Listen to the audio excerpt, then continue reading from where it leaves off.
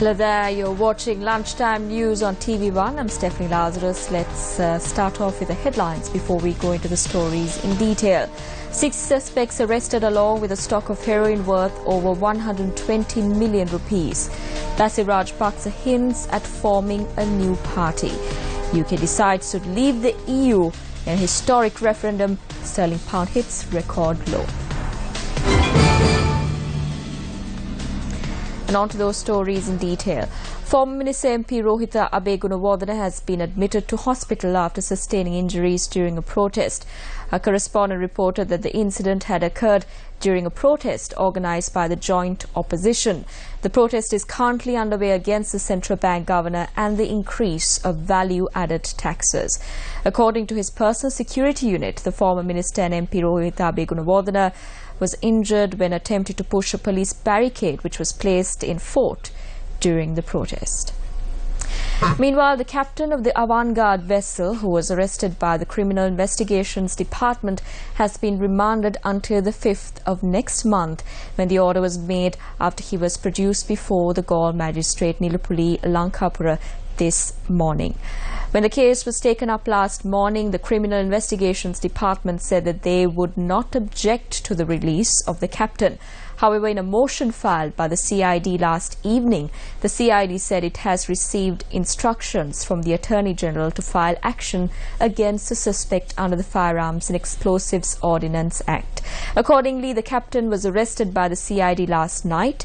The avant-garde vessel, which was docked near the Gaul port on the 13th of October last year, was subjected to inspections by the Sri Lankan Navy 549 T-56 weapons and 264 84S weapons and 204 674 bullets were found in the vessel.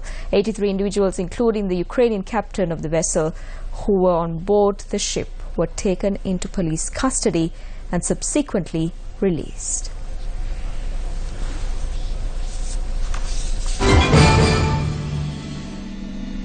The case pertaining to the alleged assault on athlete Susantika Jayasinghe was taken up at the Gampaha Magistrates Court yesterday. Gampaha Magistrate Kavinda Nanayakaran warned the defendant that he would be remanded if another incident of a similar nature is reported again. That was postponed to the 20th of October. I was keeping everything in the dark all this while, but now I am under the opinion that the truth should be revealed in court. I do not know whether Dhammika Nandakumara will be able to walk on the road with clothes on if I tell about this openly to the media. I know that justice will be meted out for me.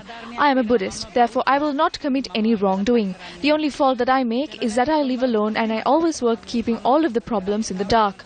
But at a time when the people are in difficulty and the nutrition concession provided is reduced, this causes many issues to an office. So that is what it is. Apart from that, there has been no other problem up to this point of time. Athlete Susantika Jayasinghe was admitted to the hospital after sustaining injuries during an alleged dispute which took place at her residence. The athlete's husband, who was arrested in connection with the dispute, was produced before the Gampaha Magistrates Court, following which he was released on 2 sureties of 100,000 rupees each. 6 persons who were in the possession of 1 kilogram and 50 grams of heroin worth 120 million rupees were arrested by the Police Narcotics Bureau this morning. The suspects were arrested following raids conducted in Vallampitia and Grand Pass. During the raid conducted in Vallampitia, 4 persons were arrested with 600 grams of heroin in their possession. 2 females and among those taken into custody. The remaining 2 suspects were arrested in Grand Pass with 450 grams of heroin in their possession.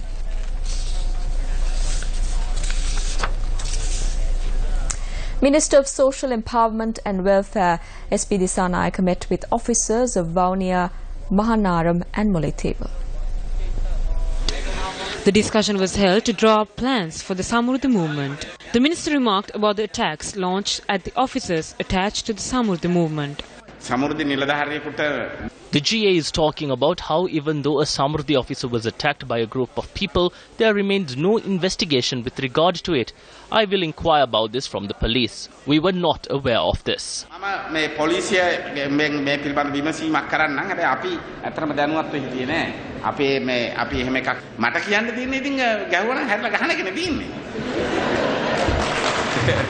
The minister was questioned by the media about the Right to Information Bill.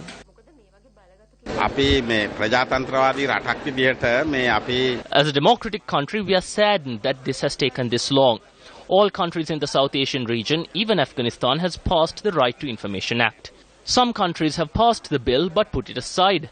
We, however, believe that the people of the country are entitled to receive and to have access to all information, except for the ones that concern national security and private information of an individual.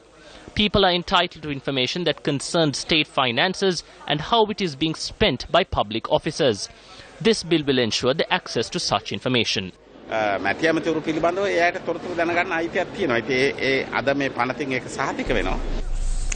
The vote on the amended Right to Information Bill will be held today. According to our parliamentary correspondent, the vote will be held after the debate on the bill concludes today.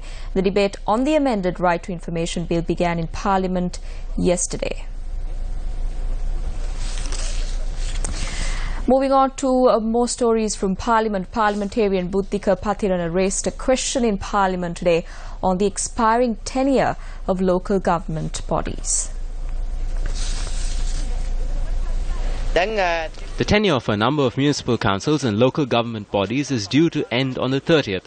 Are you planning on extending the tenure? Will commissioners be put in place? What is the stance of the ministry? We will engage in discussions with the President and the Prime Minister and announce our decision before the 30th of this month. In a majority of the Pradesh Sabhas, the secretaries have been appointed the commissioners. Some of these secretaries were performing duties in an acting capacity. Because of this, a large number of issues have cropped up with regard to public amenities. The people cannot get responses to these issues. The secretaries say that they will only be here for a short time and that they do not want any trouble. If more powers are vested in these persons, then productivity could be increased. Does the ministry hope to focus its attention on this? My decisions are based on the provisions of the Act. The local government bodies are still functioning. They are not defunct. I cannot consider this a sub-question, so I kindly request you to submit this question once again. Think again. Is your vote working for you? You voted and sent your representative to Parliament. Are you happy? Is your MP working for you? If not, don't be discouraged. Together, we can change the system. We can select excellent leaders to represent us. Keep thinking. The time to act will come. The News First island-wide Think Again campaign. Together, we can make Sri Lanka great again. Our public representatives being appointed to positions of power fulfilling the promises that they make. Think Again. Today is day 8 of News First's latest public service initiative, the Think Again campaign. Think again. Is your vote working for you? The News First Think Again campaign is taking place in the districts of Munaragala, Matale and Vaunia today. The News First team in Vaunia commenced their journey today after religious observances at the Shivan Kobil. That team is scheduled to visit a number of villages including Patikudiripu, Olumavan, Kandasaminagar and Nitinagar this evening to urge the public to think again before they vote to elect public representatives. The News First team in Matale district began their journey from Naula today.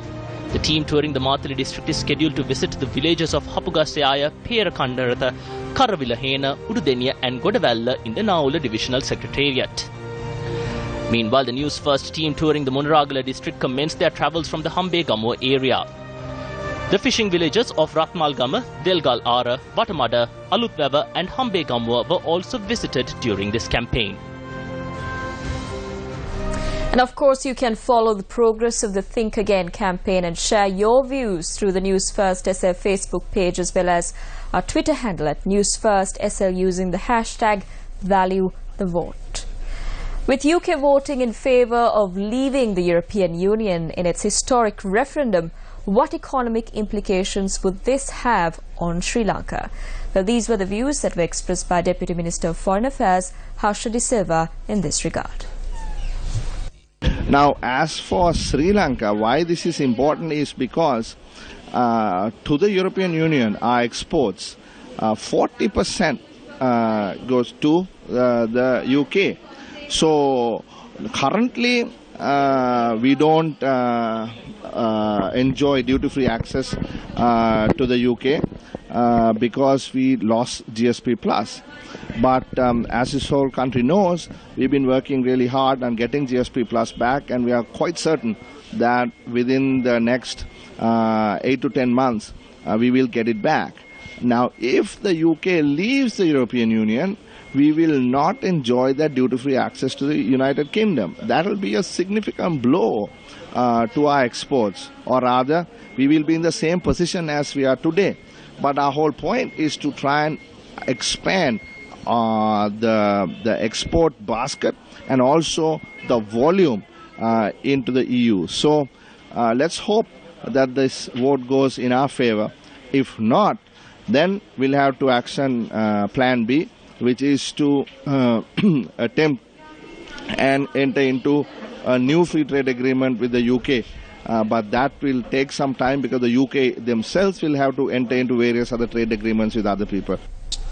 Now, moving on to one of our headline-making stories here at home, former Minister Basil Rajapaksa took part in the Yuthukama Sangbada Kavya in Colombo yesterday, and afterwards he expressed these views to the media. The 5.8 million people who joined us, as well as the 4.8 million people who joined us during the general election, need a political platform to express their opinions.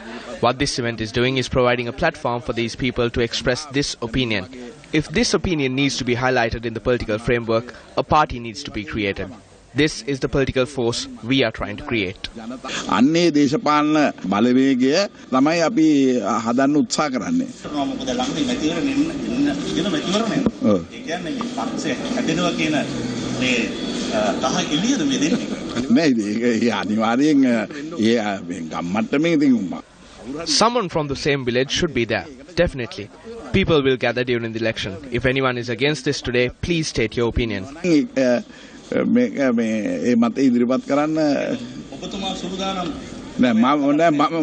I do not need to be prepared. The people are prepared.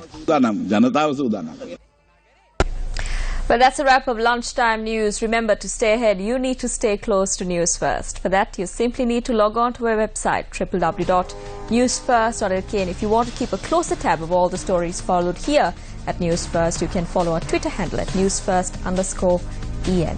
I'm Stephanie Lazarus. Your latest news update will come your way at 1:55. Good day.